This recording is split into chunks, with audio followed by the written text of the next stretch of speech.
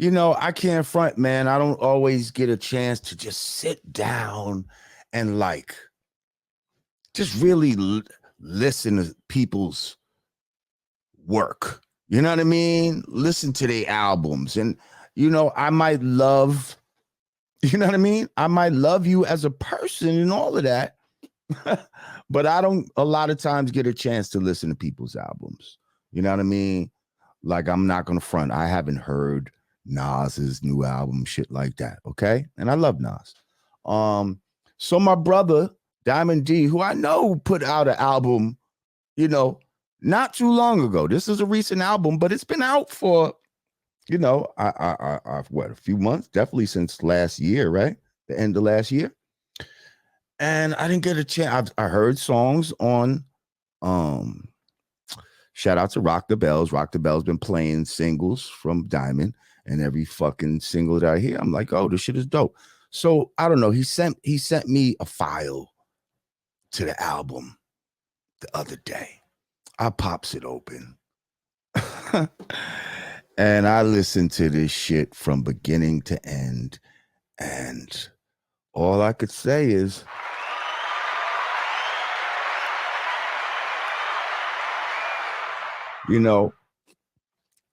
people talk about Diamond being one of the best rapper producers probably ever. And as a rapper producer, I may have to concur with that. Like, his fucking beats, his fucking rhymes is fucking crazy. Still to this day, I think he's getting better with time. Yeah.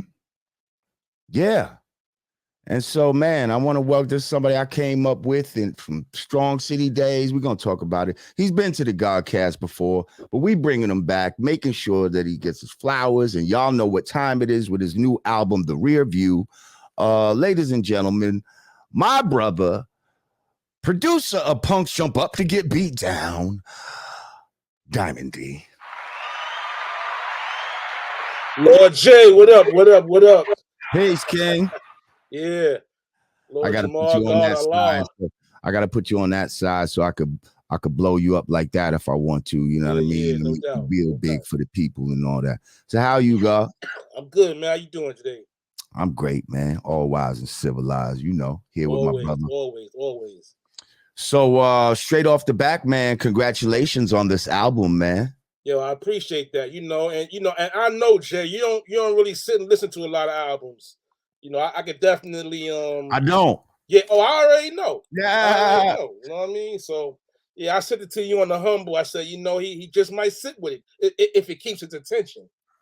And it definitely did. See, first of all, I don't know if the file, how I got it, is the proper order. Yeah, I'm sure like it is. how I was listening to it. It might have not been in order. I don't know. Okay. Shout out to Heck 9. What up, Heck? Peace, King. He said, peace, God, peace, family. Right. Pioneers of this culture. Heck 9. Goddamn right. So yeah, I'm not sure. So all I know is the first song that I heard was Faithful. Is that the first song on the album? It's not. So you got it in the random order. You see? So immediately, I'm hearing West Side Gun. Right. And I'm like, is this the right fucking project right here? Like, did I press on the right thing? Because that sounded like some straight Griselda type of shit. Now, first of all, you produced the whole album? Yes? I produced 7 tracks. But I did, but I did produce Faithful. Okay, cool. No I thought you might have. Yeah. But it definitely sounded like some shit that he would rock on. Right. And so, like, I had to really check, like, before it even got to your verse, I was like,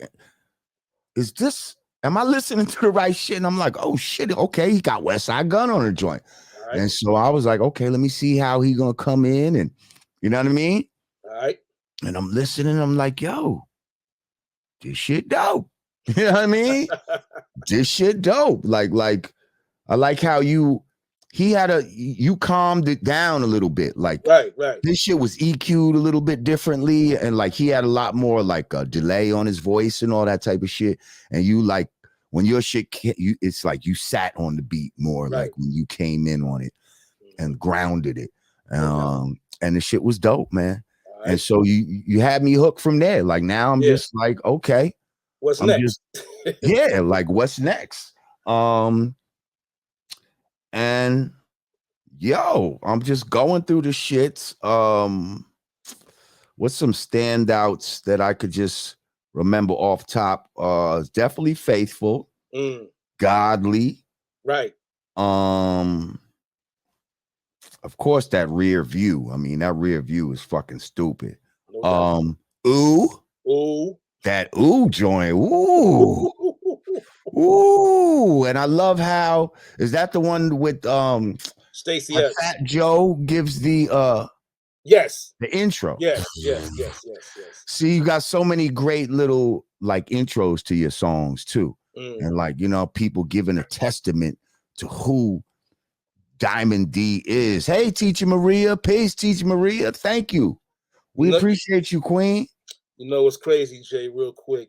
If I were to walk around and say them things that Fat Joe said, niggas would call me an egotistical bastard. Speak on it, God. You know, but to hear him say it, I wasn't even in the room when he said it. You know, he was doing an interview. You know. Now, peace, truly Zambian. I see you, my brother. That's one of my moderators. So first of all, for copyright reasons and all that, unfortunately, I can't play any of the album here, or else they're gonna fucking do some shit or whatever. Even if I own the masters. Even if you own the masters, yes. Crazy. The label will be like, make a copyright type infringement and try to encroach upon the proceeds of this particular broadcast, and it's not happening. So I will tell you, though, I can paraphrase what Fat Joe was saying. So basically, the intro starts and it's Fat Joe speaking, and he's like, listen, there would be no Fat Joe if it wasn't for Diamond D. Diamond D's the one that convinced me to rhyme.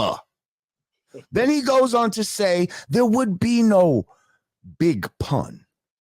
There would be no Remy Ma. There would be no Scott Storch. There would be no DJ Khaled. There would be no Cool and Dre. There would be none of those things, because the genesis of who, because Joe put all those people in the game. No question. But you put Joe in the game. Right. Same. You also provided the backdrop for this. I'm just saying. Yeah. It's just like I could sit here and say, no Jazzy J, no DITC. Facts. You got, just knowing the roots. You know what I mean, Jay? Facts. Yeah. Like, shout out to Jazzy J. We want to talk about 50th anniversary of hip hop and all that type of shit. Like, Jazzy J was somebody that was very instrumental in not only you and I's career, but a lot of people's career. Like I was just thinking about, I mean, first of all, just how blessed I've been to be around and associated with so many great people and seeing them, a lot of them in their infancy. Like when I first met you, you were the DJ of another group. That's right. You understand? You weren't even rhyming at that time, but you was fucking with the beats. No question. Now, at that same time, I remember a little kid running around the fucking studio, who grew up to be Big L. That's right. Yep. He was just a little guy, you know what I mean?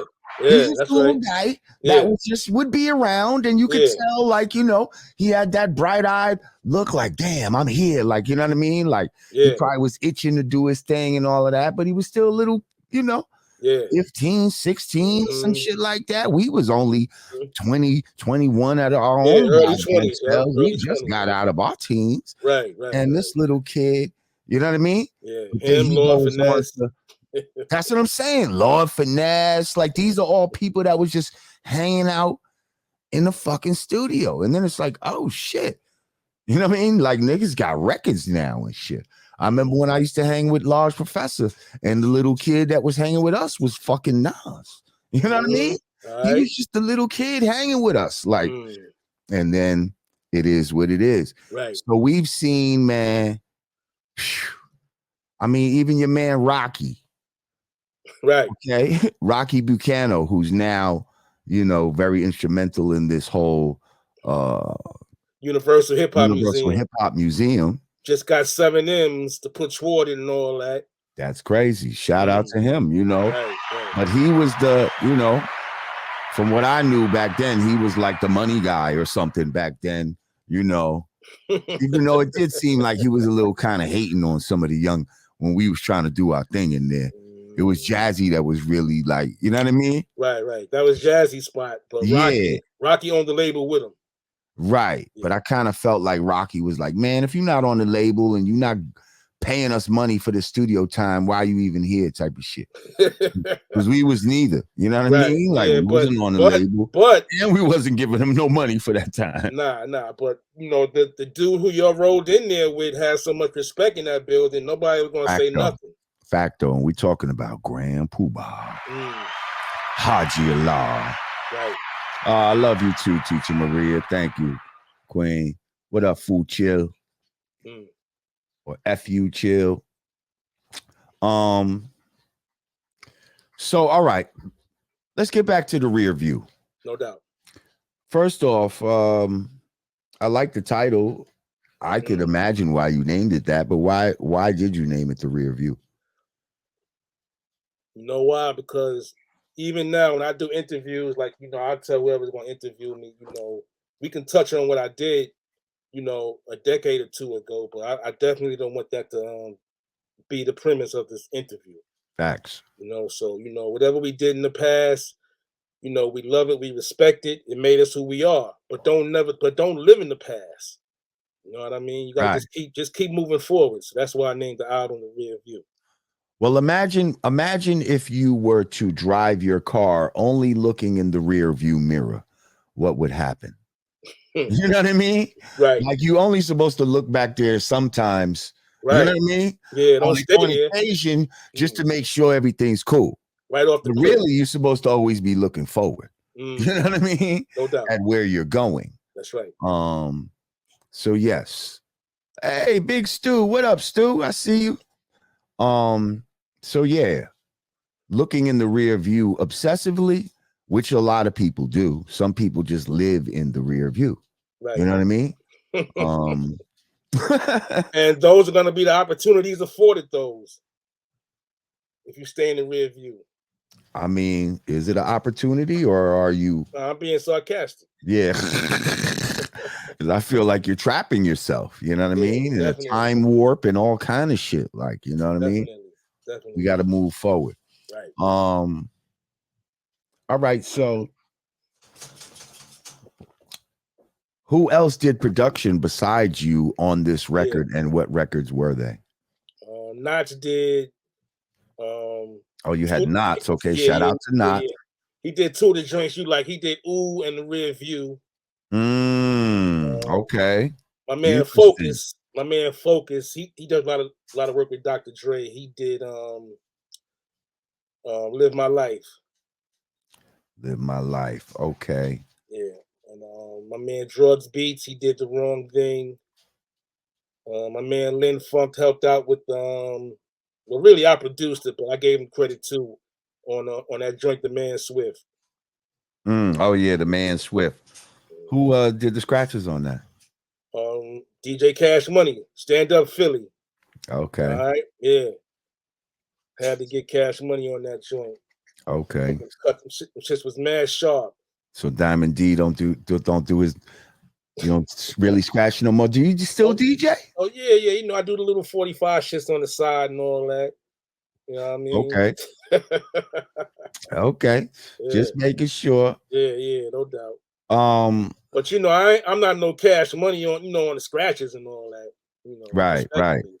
right. So yeah, So, yeah, people talk about like just producing and emceeing. Like those are two different. You know what I mean? right, Those are two different genres, and like not a lot of people do both things very well. Like a lot of people that make beats real well, they might can rap, but they're okay. Like you know what I right, mean? Like Dr. right. Dre's not the greatest rapper, and he don't write his shit. You know what I mean? Mm, You write your shit, right. and you know what I mean? You really Yeah. have bars. Like, you know what I mean? Like, what do you think makes you different from a lot of producer rappers? Well, number one, I write all my joints, and I'm still even at this state, I'm still heavily invested into hip hop. You know what I mean? Keep my ear to the street. Also, look who I came up with. You know, guys like yourself.